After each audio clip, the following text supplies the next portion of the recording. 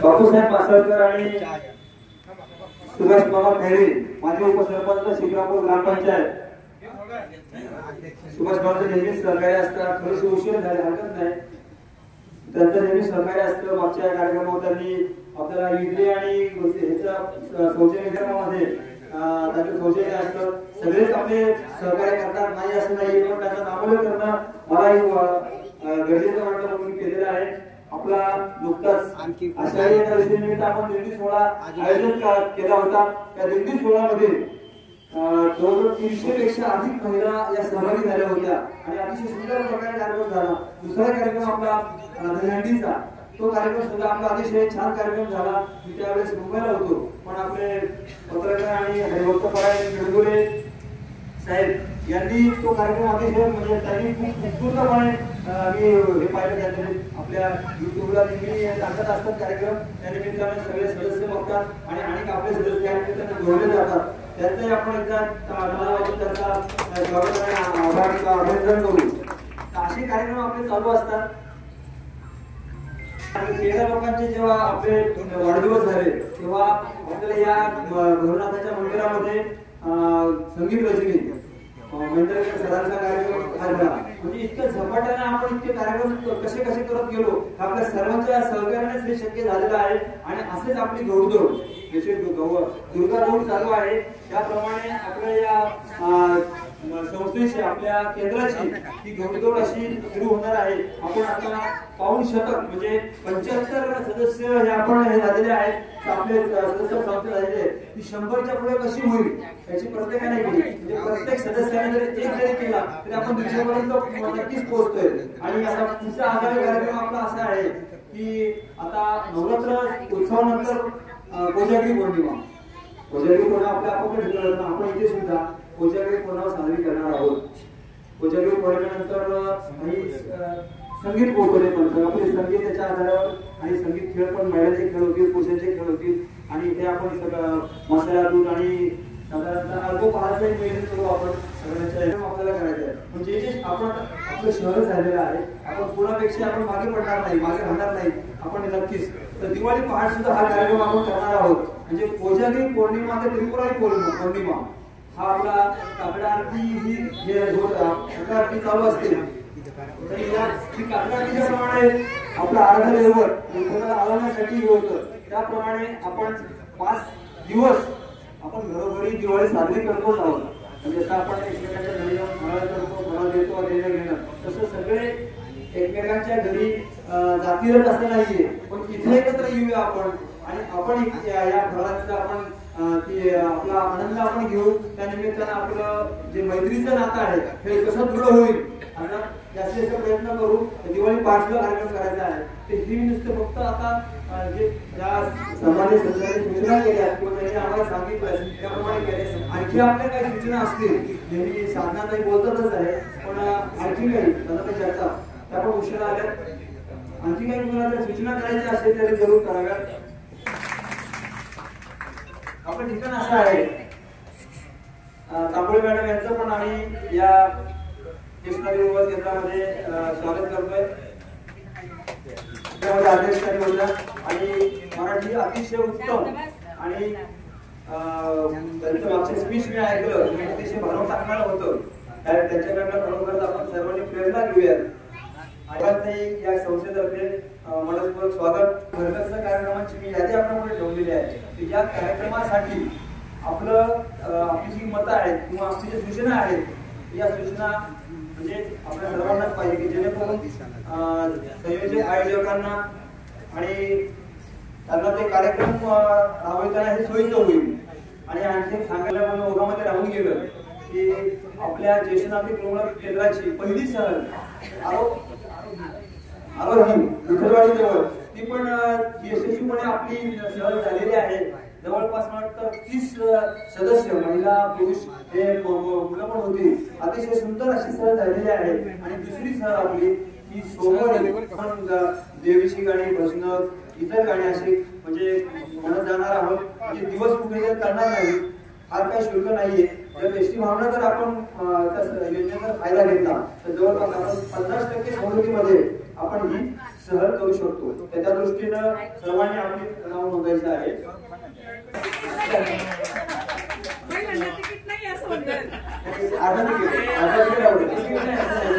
आणि या सहलीसाठी प्रत्येकाने आता एक दिवस असल्यामुळे सकाळी नाश्ता करून यायचा आणि सोबत डबा ठेवायचा. म्हणजे संस्थेमार्फत असं ही पहिली सहल असल्यामुळे तेवढं नियोजन करणं शक्य नाही.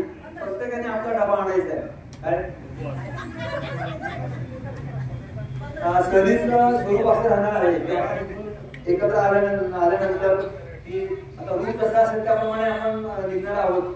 पण साधारणतः आता रावसाहेबांनी सांगितलं की खंडोबाची दर्शन कानोची यमाई, नंतर कौसे यमाई, इकडची मळगंगा, नंतर इकडचे कनेर सर साबळेवाडीची देवी आहे. अशी जवळपास 6 ते 7 ठिकाणं आपली एका दिवसामध्ये कव्हर होतील. बरोबर चांगली सहल होईल. कारण मी सुद्धा आधी शिरूर तालुक्यामध्ये एवढी ठिकाणं आहेत तेवढे मी सुद्धा अजून गेलेलो नाहीये. आता त्या निमित्तानं आपण एकत्र कसं असतं की एकटं जाणं वेगळं आणि सगळे एकत्र असणं त्याच्यामध्ये मजा वेगळी असते. म्हणजे पुढच्या सहलीपर्यंत आपल्याला शेड्यूल राहते ती. त्या दृष्टीनं जशी आपल्या शाळेमध्ये कॉलेजमध्ये शैक्षणिक सहली निघतात तसे आपल्या केंद्राची ही धार्मिक म्हणा सांस्कृतिक म्हणा अशी ही सहल ही आपण आयोजित केलेली आहे. ही सहल कशी आपण जास्तीत जास्त संख्येनं आणि उत्तमरित्या कशी होईल या दृष्टीने आपण सर्वांनी प्रयत्न करायचे आणि सर्वांनी फटाफट नोंदणी करायची आहे. आणि आपले विचार, आपली मतं, आपल्या सूचना ज्या आम्हाला हव्या आहेत तर मी सुद्धा काही फार बोलत होतो पण सगळे आपलेच आहेत म्हणून मी बोलतो. मी आपल्याशी गप्पा मारतो. संवाद बोलणं म्हणजे काय. आताच ओळखतर नोंदणी बऱ्याचशा काही नाविन्यपूर्व घडामोडी ज्येष्ठ नागरिक सेवा केंद्रामध्ये जे आपण आतापर्यंत प्रोग्राम्स आयोजित केलेले आहेत सर्व नागरिकांनी त्याचा आस्वाद घेतलेला आहे. आणि खरोखरीच याच्यातनं एक नक्कीच आपल्याला शिकायला मिळालं असेल. या निमित्ताने आपलं कुटुंब सोडून आपण बाहेर येतो. एकमेकींच्या सहवासामध्ये आल्यानंतर एक वेगळं संभाषण चालू होतं. तो एक आंतरिक जिव्हाळा असतो. आणि ज्येष्ठ म्हटलं की नाही म्हटलं तरी घरातल्या बऱ्याचशा जबाबदाऱ्या आपल्या कमी झालेल्या असतात. सून लेख यांना असं वाटतं चला एकदा हे बाहेर जात आहे आपल्याला निवांत वेळ मिळेल असंही थोडंसं नाही म्हटलं तरी प्रत्येक फॅमिलीमध्ये हे असतं.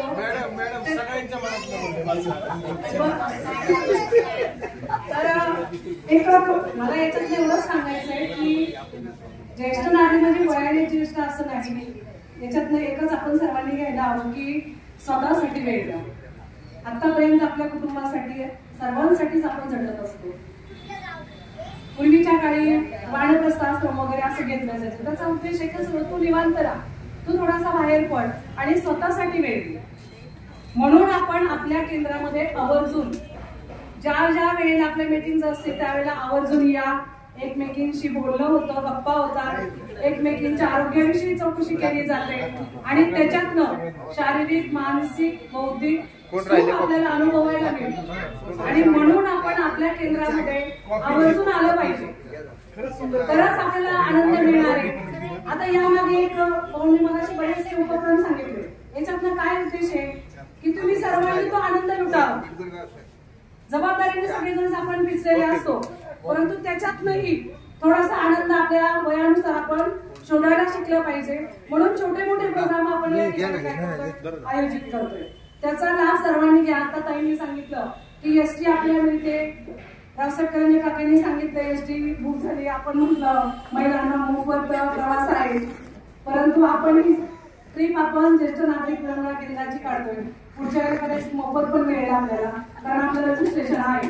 त्याच्यामुळे काही काळजी करायची नाहीये. परंतु आता मात्र तुम्ही सर्वांनी सहलीला आलं पाहिजे तरच आनंद उपभोगायला मिळणार आहे. एसटी मिळती कमी पैशामध्ये सुद्धा खूप मोठं आहे. एसटीने आपण सगळेजण फिरून येऊया. सर्वांनी नाव नोंदणी करा. 5:30 या ठिकाणी एसटी लागलेली असेल.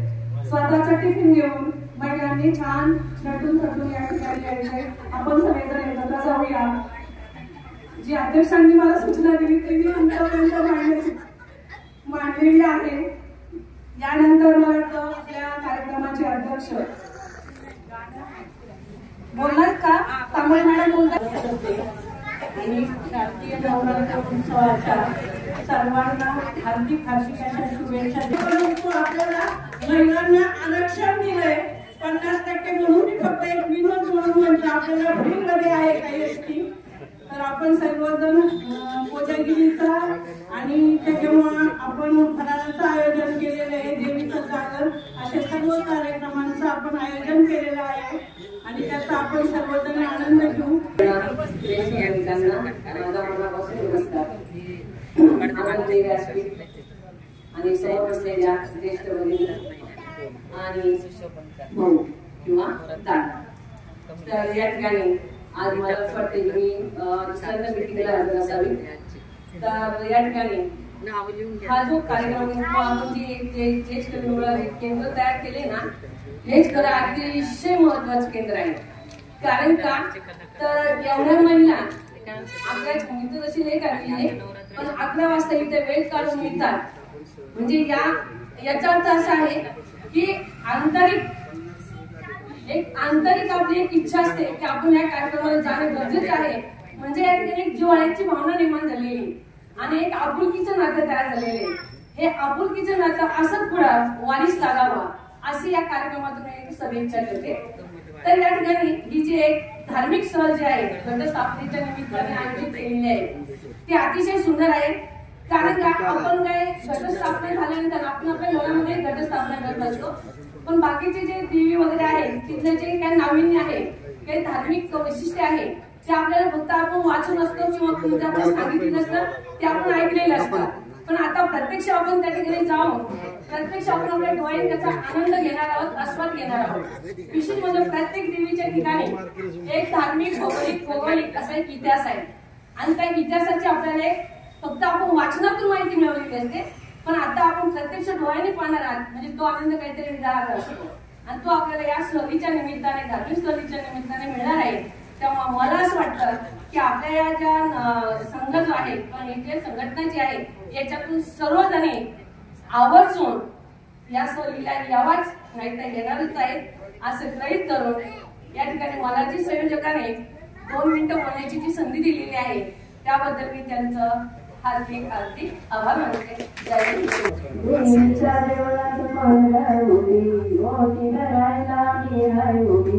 देवीच्या देवळात मंगळ उभी मोठी भरायला मी हाय उभी. जगदंबा दर्शन दे मला न थांबू खरी. जगदंबा दर्शन दे मला न थांबू खरी. जगदंबा दर्शन दे मला न थांबू खरी. हिरवी साडी पिवळी डोळी हळदी कुंकवाचा मळवट भरी. हिरवी साडी पिवळी डोळी हळदी कुंकवाचा मळवट भरी. जगदंबा दर्शन दे मला न थांबू खरी. जगदंबा दर्शन दे मला न थांबू खरी. जगदंबा दर्शन दे मला न थांबू खरी. महाराष्ट्राची कुलस्वामी भगवानेला भरपेवर. महाराष्ट्राची कुलस्वामी भगवानेला भरपेवरी. जगदंबा दर्शन दे मला न थांबू खरी. जगदंबा दर्शन दे मला न थांबू खरी. जगदंबा दर्शन दे मला न थांबू खरी. एका जनार्दन पूर्ण कुपेले मारील दैत्य भक्ष रचले. एका जनार्दन पूर्ण कुपेले मारील दैत्य भक्ष रचले. जगदंबा दर्शन दे मला न थांबू खरी. जगदंबा दर्शन दे मला न थांबू खरी. जगदंबा दर्शन दे मला न थांबू खरी. देवीच्या देवळात मंगळ उभी मोठी भरायला मी हाय उभी. देवीच्या डोळ्यात बघावी ओटी भरायला निघावी जगदंबा दर्शन दे ग मला न सांगू तुझवरी जगदंबा दर्शन दे ग मला न सांगू तुझवरी जगदंबा दर्शन दे ग मला न सांगू तुझवरी सांगू तुझवरी सांगू तुझवरी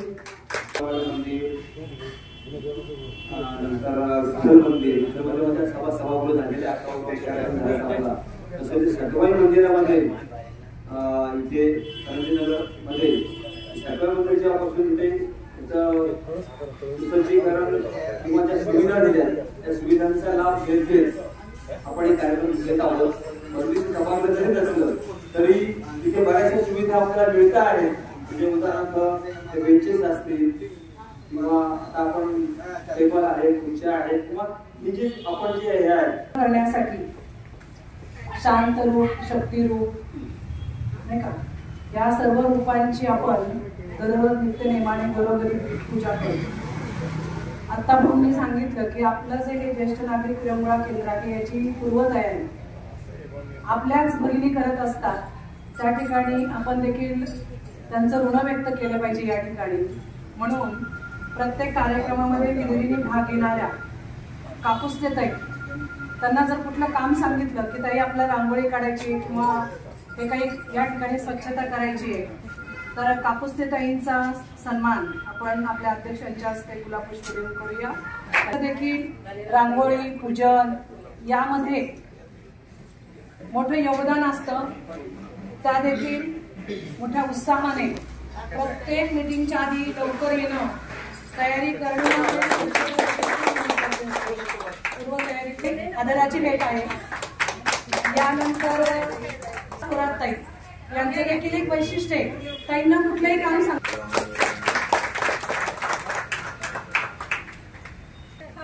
आजींसाठी जोरात टाळी वाजवूया आपण. पूजा करण्याच्या बाबतीला सतत लाभो अशी देवीच्या चरणी प्रार्थना. त्यानंतर वाळवेकर ताई यांचा देखील या ठिकाणी मोठा सिंहाचा वाटा असतो. त्यांची मुलं आंघोळ येणार साहित्य यामध्ये फार लगबग त्यांची असते. त्यांचा या ठिकाणच्या सदस्या अध्यक्षा या ठिकाणी उपस्थित झालेल्या आहेत. सन्माननीय शिंदे ताईंचा या ठिकाणी सन्मान होतोय. आज त्यांचा वाढदिवस आहे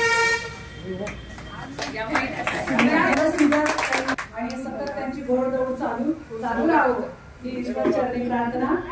वाढदिवसाच्या निमित्ताने काही दोन शब्द आपल्याला व्यक्त करत आहेत. शिंदे आज ठिकाणी ज्येष्ठ नागरिक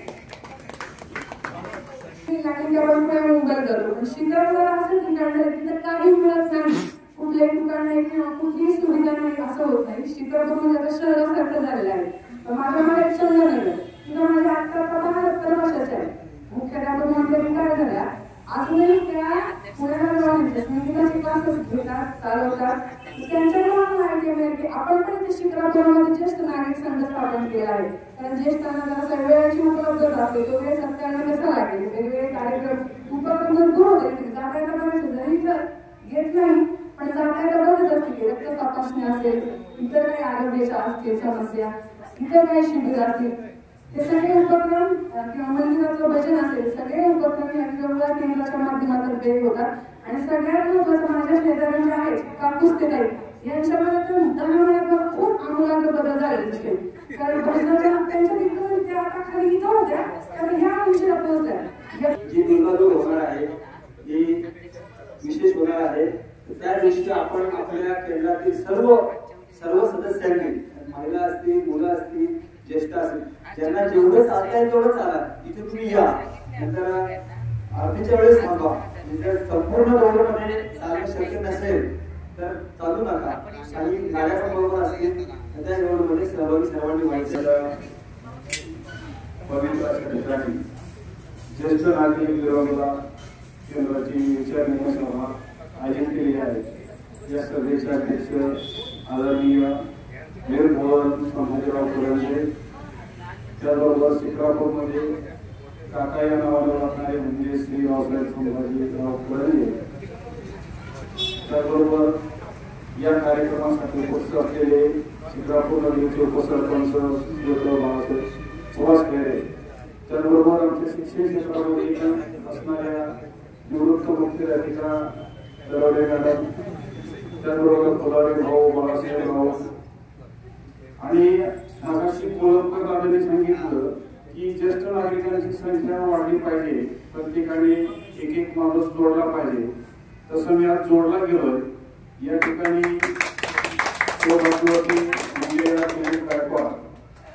यांनी चर्चा केली होती.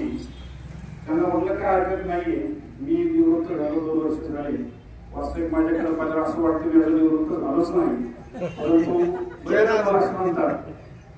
दुसरी गोष्ट अशी, कोळंबकर दादांनी आणि महिलांनी किंवा दरोडे मॅडमनी जे काय मनोगत व्यक्त केले अत्यंत सुंदर आहे. माणसाची अवस्था जर बघितली, शेषावस्था, बाल्यावस्था, कुमार, तारुण्य आणि वार्धक्य, आपण सगळे आता वार्धक्याकडे झोपलेला आहोत. मुलांसाठी सुनांसाठी सगळं काही गोळा करून ठेवलेलं आहे. आणि ज्यांची प्रतिकूल परिस्थिती होती त्यांना त्या काळामध्ये कुठं फिरायला मिळालं नसेल, जायला जमलं नसेल, परंतु ही संधी खूप छान आहे. तरी पण कधी कधी वाढत्या वयानुसार मानवी मन काय करत असतं, संसारामध्ये दुर्घटना जातं. मला जगद्गुरु तुकाराम महाराजांचं एक आव्हान आठवतो, परिषदेत सुलभाई नको वेचून उडवली, आवाज आली पंढरपुरा पासून आली घरा. असे बरेच मोठा अभंग आहे. काय होतं की कुठंतरी नियोजन करायचं असतं आणि मग एखादी सासू सुनेला सांगत असते, माझ्या हातचं मोठं फळा आहे, मी घेतलेल्या वस्तू आहेत, सगळं काय आहे, गंभीर वापर करू नको. असं करता करता दिंडीवाले काय करतात, वाट बघतात की नवीन सदस्य वाटली कधी येते वगैरे, निघून जातात आणि शेवटी ते म्हणजे मुले लेकरे घरदार हेच माझे पंढरपूर. तसं आता आपल्याला या पंढरपुरातून वेळ काढायचा आणि जे काही नियोजन केलेलं आहे आपण त्या तीर्थक्षेत्रामध्ये किंवा काय काय ज्या गोष्टी असतील त्यामध्ये आपल्याला सहभागी व्हायचं आहे. मला या ठिकाणी आल्यानंतर कळेल आणि आपल्या सर्वांच्या मताने जे काय ठरल किंवा अधिक काय करायचं असेल तर मी जरूर आपल्या सर्वांसाठी करत राहील.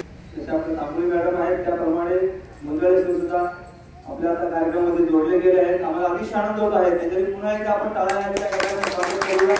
अशीच आम्हाला एक एक रत्न जोडले जावेत आणि आम्हाला अशा अनुभवाची आणि प्रत्येक क्षेत्रातील अशा मंडळींची आम्हाला नक्कीच गरज आहे.